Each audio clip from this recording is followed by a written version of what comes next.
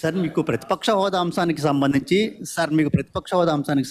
పవన్ కళ్యాణ్ గారు ఒక కామెంట్ చేశారు. వైఎస్ఆర్ కాంగ్రెస్ పార్టీకి వచ్చినటువంటి ఓట్ల శాతాన్ని, సీట్ల శాతాన్ని బట్టి చూస్తే జర్మనీలో అయితేనే వస్తుంది, ఇక్కడ రాదు, ఇక్కడ 5 ఏళ్ళు రావడం కష్టం అని ఒక విమర్శ చేశారు సార్.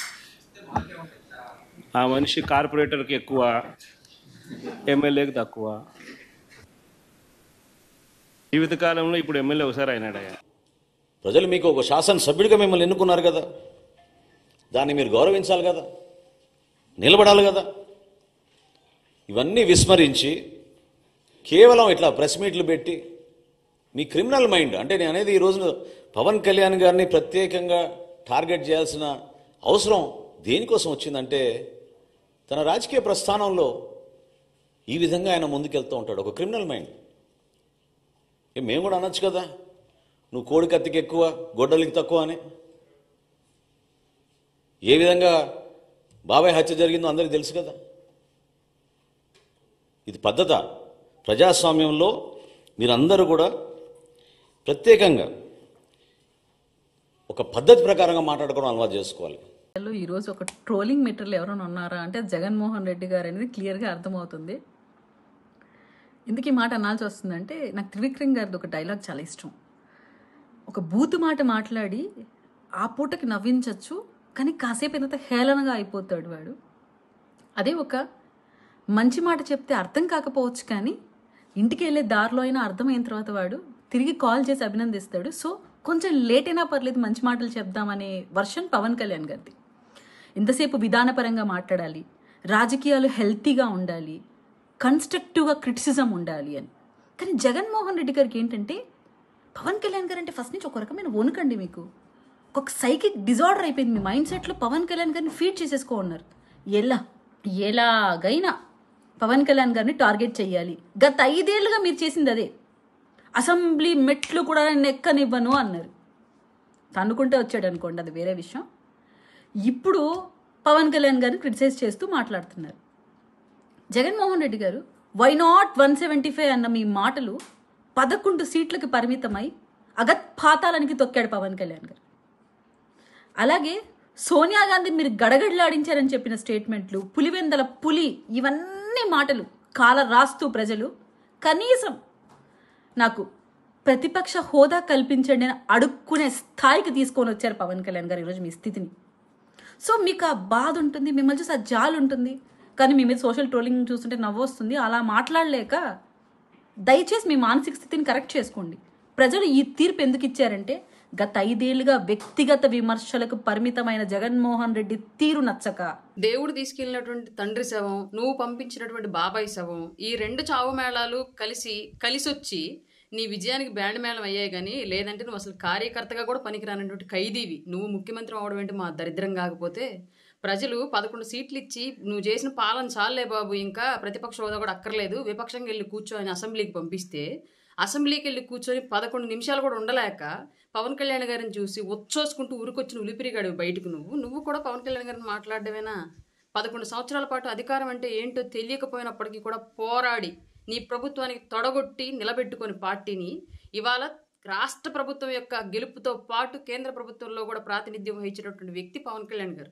అట్లాంటి వ్యక్తిని నువ్వు మాట్లాడడం, వైఎస్ఆర్ అనే పేరు నీ పేరుకు ముందు, నీ పార్టీ పేరుకు ముందు లేకపోతే పెంటకుప్ప మీద ఏగలేగవుతుంది నిన్ను చూసి.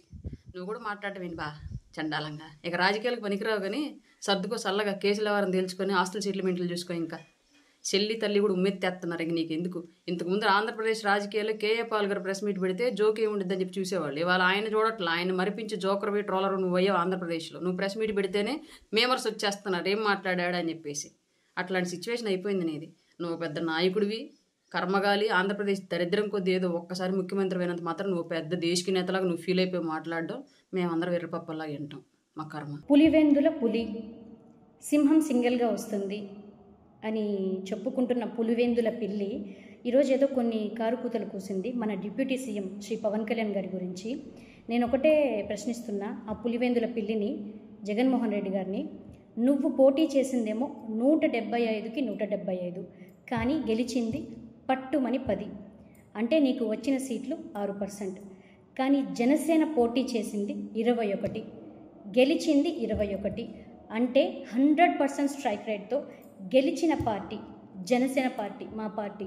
నీలాగా తండ్రి పేరు చెప్పుకొని, తండ్రి శవం దగ్గర పెట్టుకొని, తండ్రి శవం ముందు సంతకాలు ఎమ్మెల్యేలతో సంతకాలు సేకరించి బాబాయ్ చావుని, తండ్రి శవాన్ని వాడుకొని సీఎం కాలేదు, రాజకీయాలు చేయలేదు పవన్ కళ్యాణ్ గారు.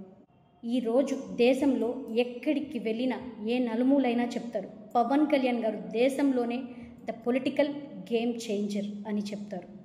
ఈరోజు నీ పరిస్థితి ఎలా ఉందంటే, అయ్యా నాకు ప్రతిపక్ష హోదా ఇవ్వండి, బాబు నాకు ప్రతిపక్ష హోదా ఇవ్వండి అని అడుక్కునే పరిస్థితికి దిగజారిపోయావు. నీకు మా పవన్ కళ్యాణ్ గారిని విమర్శించే నైతిక అర్హత లేదని చెప్తున్నాం జగన్మోహన్ రెడ్డి.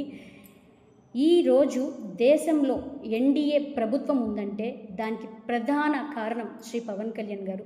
నీకు పవన్ కళ్యాణ్ గారికి నక్కకి నాగలోకానికి ఉన్నంత డిఫరెన్స్ ఉంది, అంత తేడా ఉంది జగన్మోహన్ రెడ్డి. నువ్వు తండ్రి ఫోటో, తండ్రి పేరు పెట్టుకొని పార్టీ పెట్టావు, తండ్రిలాగా పాలిస్తానని చెప్పి మాయ మాటలు చెప్పి గెలిచావు. ఆ వైఎస్ఆర్ నీ పేరు ముందు కానీ నీ పార్టీ పేరు ముందు కానీ వైఎస్ఆర్ అని తీసేస్తే మా ఇంట్లో కూపర్ కాదు కదా, వీధి కుక్కలు కూడా నిన్ను తేకవు. కానీ అధికారంలోకి వచ్చాక తండ్రి బొమ్మను తీసేసావు. నీ సొంత లాభం కోసం కన్న తల్లిని చెల్లిని ఇష్టానుసారం వాడుకున్నావు. తర్వాత నువ్వు గెలిచాక వాళ్ళను కూడా మెడబెట్టి బయటికి గంటేశావు. ఇప్పుడు కనీసం నీ సొంత చెల్లెళ్ళు తల్లి నీతో ఉన్నారా? అది చూసుకో జగన్మోహన్ రెడ్డి. నువ్వా మా పవన్ కళ్యాణ్ గారిని విమర్శించేది? నీకు గత ఎన్నికల్లోనే ప్రజలు చాలా బుద్ధి చెప్పారు. 175కి 175 నిలబెట్టి 11 స్థానాల్లో నేను నిలబెట్టారు. అయినా నీకు బుద్ధి రాలేదు. నీ ఆత్మ విజయసాయి రెడ్డి లాంటి వాళ్ళు చాలామంది నీ పార్టీ నుండి వెళ్ళిపోయారు, అయినా కూడా నీకు బుద్ధి రావట్లేదు. అసలు నీకు ఈరోజు ఈ పరిస్థితికి రావడానికి కారణం ఏంటో అసలు ఒక్కసారి నువ్వు ఆత్మవిమర్శ చేసుకున్నావా? ఒక్కసారి ఆత్మవిమర్శ చేసుకో.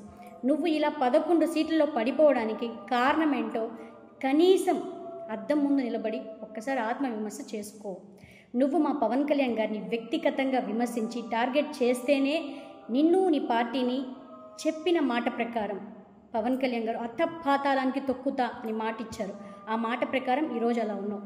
కానీ ఇంకా నీకు బుద్ధి రాకపోతే నీ పార్టీని కనీసం నెక్స్ట్ వచ్చే ఎన్నికల్లో అయినా నువ్వైనా గెలవాలంటే, మళ్ళీ చెప్తున్నా, నువ్వైనా గెలవాలంటే పవన్ కళ్యాణ్ గారి జోలికి రావద్దు. వస్తే ఇంకా నీకు నీ పార్టీకి గుండు సున్నానే మిగులుతుంది. అందరూ నాలాగా మంచిగా పద్ధతిగా మాట్లాడరు. చెత్త మాటలు మాట్లాడడం పక్కన పెట్టు, లేదంటే మా వాళ్ళ సమాధానం కూడా చాలా చెత్తగా ఉంటుంది. వినమ్రంగా జనసేన పార్టీ తరపున తెలియజేసుకుంటున్నాను.